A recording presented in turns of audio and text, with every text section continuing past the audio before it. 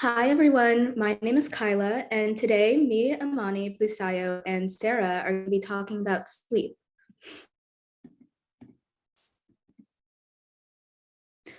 Okay, I hope everyone is feeling well today.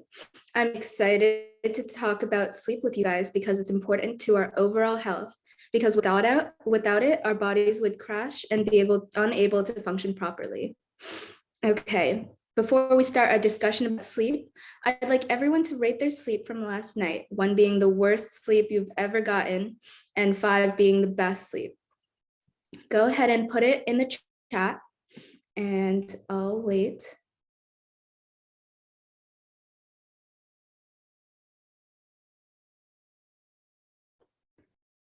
Okay, perfect. Let's move on. So these two are our learning objectives of the day. So by the end of the class, you guys will be able to explain the effects of poor sleep quality and quantity on your mental, physical, and social health. And you guys will also be able to list strategies to improve your sleep. Okay, so what exactly is good sleep? There are two important things that you guys must think about when you're considering sleep. The first thing is sleep quality, and the second is sleep quantity. Would anyone like to tell me how they would define these two terms? Has anyone heard of these two terms before, quantity and quality? Perfect. So sleep quality measures how well you sleep. So some questions to ask yourself when thinking about sleep quality is, how often do I wake up when sleeping? And do I go back to sleep quickly? Are you getting deep sleep, which is when your body is the most relaxed and you show signs of slow heart rate, breathing, and slow brain waves? Do you wake up feeling refreshed? Obviously, if you don't wake up feeling refreshed, then that's a pretty big indicator that you haven't gotten good sleep, because sleep is how our bodies are able to recharge. So you should wake up feeling pretty refreshed and energized. Also, lastly, something to consider is, what type of environment are you sleeping in? Are there any loud noises or potential distractions?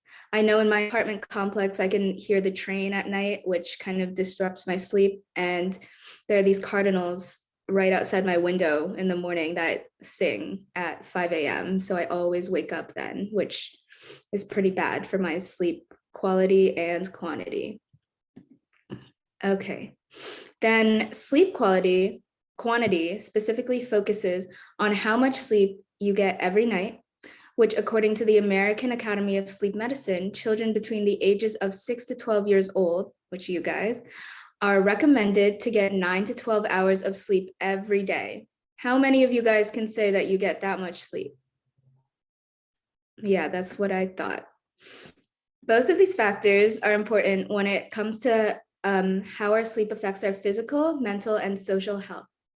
The quality and quantity of our sleep can affect our physical health by altering the function of our immune system, which this system protects us from illnesses and certain diseases. And specifically, in young children, deep sleep triggers the release of hormones that promote growth and repair cell tissues. And then finally, getting good enough sleep allows our bodies and brains to recover from the different stressors we experience daily. Our sleep can impact our mental health by altering our moods or level of irritability, altering our ability to remember things or like certain details that you learn in class, and our ability to learn new skills. And then lastly, the type and amount of sleep you get can affect your ability or desire to be social and engaged with others. So, as Kyla touched on a little bit, sleep is incredibly important to our health and especially our brain, which is really important because we use our brains every day when we're making decisions, when we're feeling emotions and experiencing different moods, and even when we're learning new skills like in class. So, we're going to watch a brief video to learn a little bit more about the effects of sleep on our brains.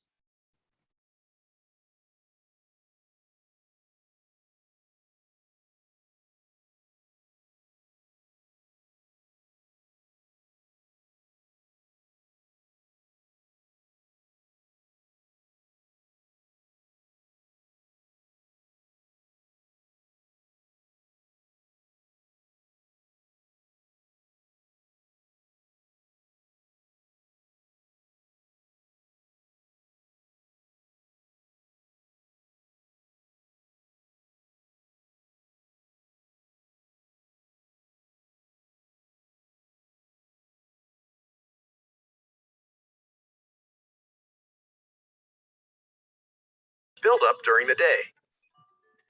The more sleep is essential. You can't function or survive without it.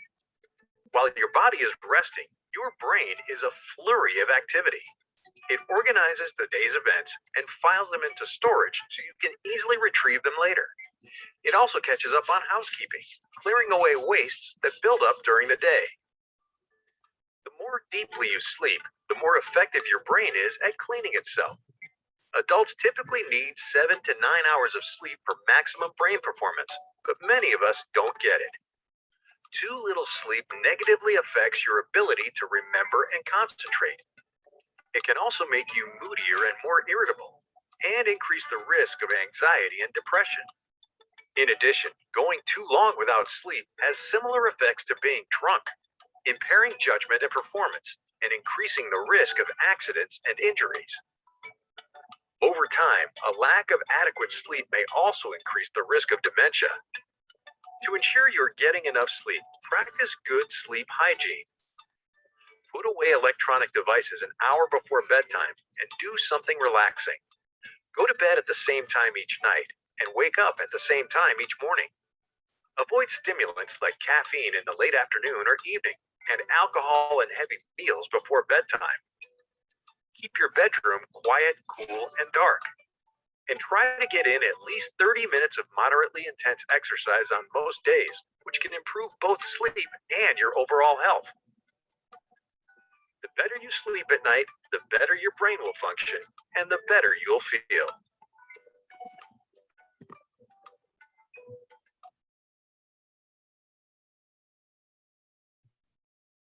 All right, so hopefully that video helped you all kind of see how important sleep is for our brains especially. And there were 6 really important key messages in that video about how sleep can affect our brains. So we're just going to review those really quickly. So if y'all could just take a minute to brainstorm what you think those key effects might be.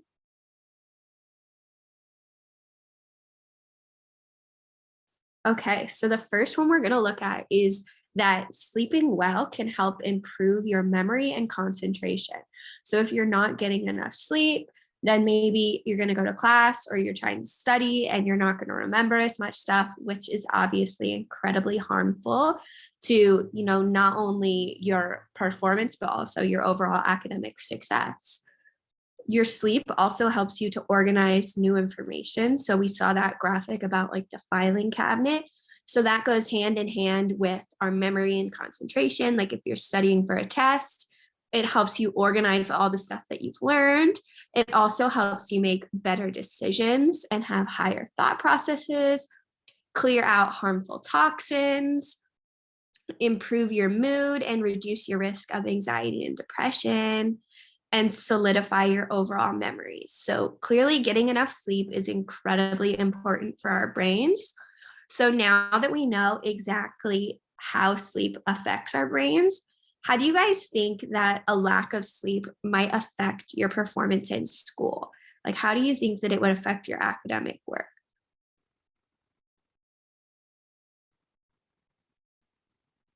Yeah, those are great answers.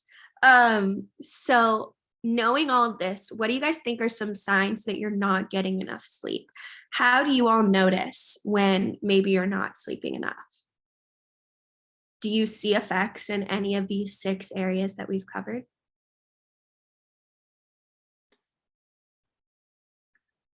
Well, thank you all so much for your answers in this section.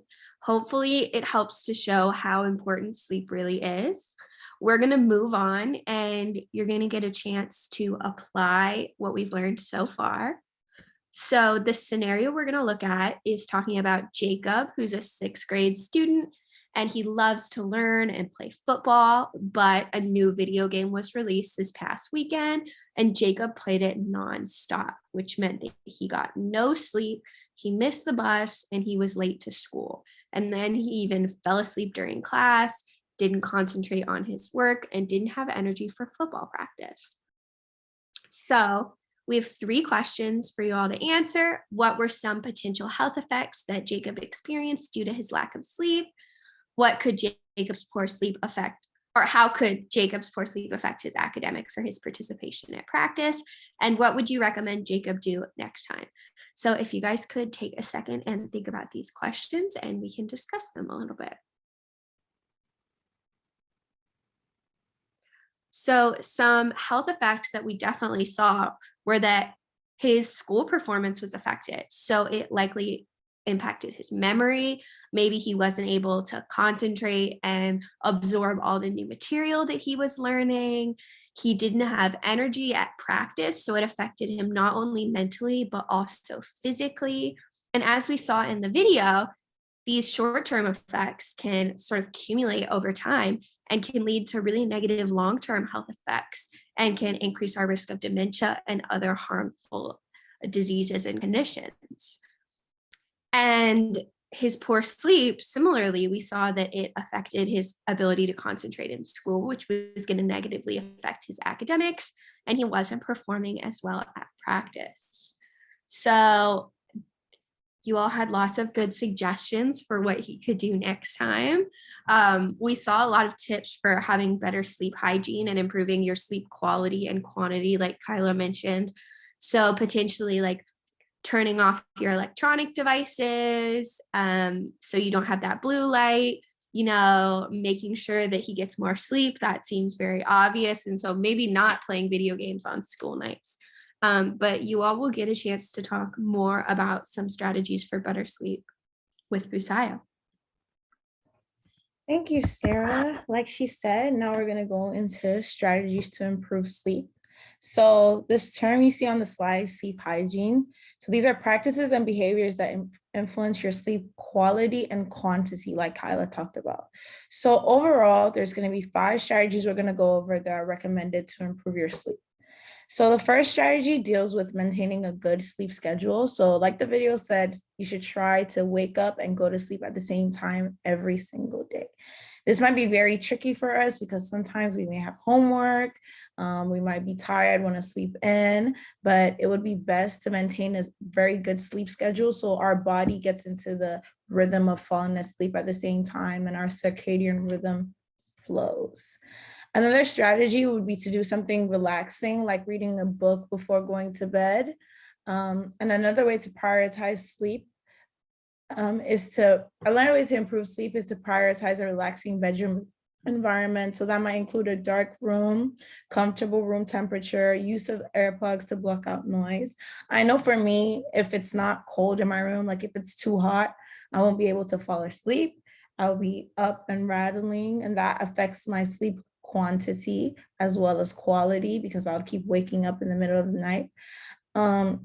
Another helpful strategy is to do some moderate form of exercise that will tire out your body before you sleep. This is very important because if we do intense exercise, this might keep you up, but moderate exercise is essential because it will tire you out without like alerting your body. Like for instance, I know a lot of parents before their children go to sleep, they'll let them run around and play. So a lot of these strategies that our parents used to use on us as kids are very helpful to us still as teenagers. So it'd be important to try out some exercise every day.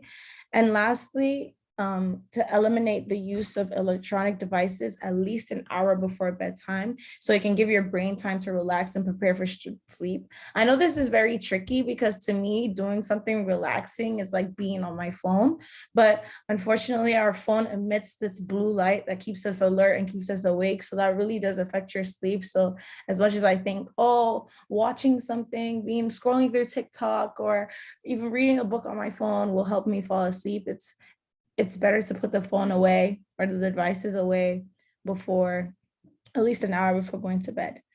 So do you guys think any of these strategies are easy to follow or difficult to follow? You can address whichever one.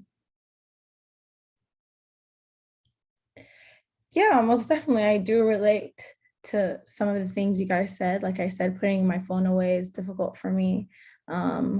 Doing exercise will be difficult for me, but do you guys use any of these current strategies when it's time for you to go to bed? Thank you. Thank you for participating, guys. Thank you for sharing. Thank you so much. Now we're just going to move on to a little activity just to demonstrate your understanding of the importance of sleep strategies and their influence on your sleep. I would like everyone to choose one of the 5 strategies we went over. So between maintaining a consistent sleep schedule, doing something relaxing, putting away electronic devices, creating a dark, comfortable sleeping environment, and trying moderate exercise before bed. I would like you to briefly describe how the strategy could be used to improve a person's sleep. So how can it be used to improve your sleep quantity or quality? Then I want you to identify one barrier, so one challenge, something that makes this difficult, and one facilitator that can affect someone's ability to use this strategy. So it would be something that makes this difficult and something that makes this easy, or something that helps you accomplish this. Once you have completed this task, I would like a few students to share their answers. So I'm going to give you guys about 3 minutes to complete this task. The instructions are on the slide if you need a reminder, but be ready to discuss your answers.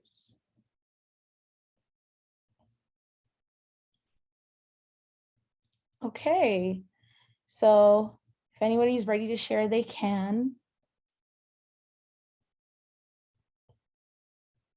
Thank you. Thank you guys for sharing. You've written a lot of relatable stuff. It is very difficult to be able to use some of these strategies, but do you guys think it's okay to use multiple strategies at once? Which strategy would you prioritize the most? Thank you. Thank you guys so much for sharing. You've given wonderful answers, and thank you for paying attention. You've shown that you really, truly do understand what we're talking about. Thank you. Now we would like you guys to think about your own sleep hygiene or sleep strategies. So I would like you guys to take a couple minutes to just jot down some cool habits or practices that you use to help you go to sleep and how you explain this strategy to another person or peer. While you guys are jotting those down, personally myself, I drink tea before I go to bed. As we stated earlier, doing something relaxing. So it kind of produces a calming effect on my body, putting it in a relaxed state, helping me to go sleep faster and easier. Also, you can't never go wrong with tea. Put a little honey in there and it tastes good all the time. All right. Like to hear some of those cool habits and how you would explain it to somebody. All right, thank you guys for participating. You guys have some pretty cool habits. Seems like music might be something that is very popular amongst you guys.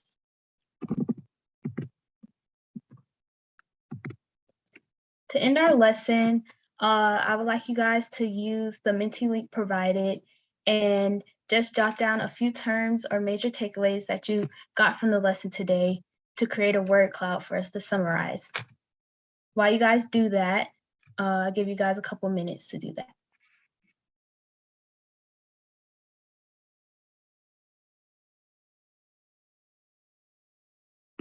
All right, well, some major takeaways would be sleep quality and quantity are 2 major things that are very important when we talk about sleep. They both can have effects on your health, affecting your mood or your growth and development or your immune system. Sleep hygiene or the sleep strategies are the ways that we practice going to sleep. And some of those things could be having a dark, comfortable environment, doing something relaxing, putting away your devices before going to sleep, and also aiming to get 9 to 12 hours for your age group, if not at least 7 to 9. Thank you guys for participating in the lesson today. Hope you guys learned something new about sleep.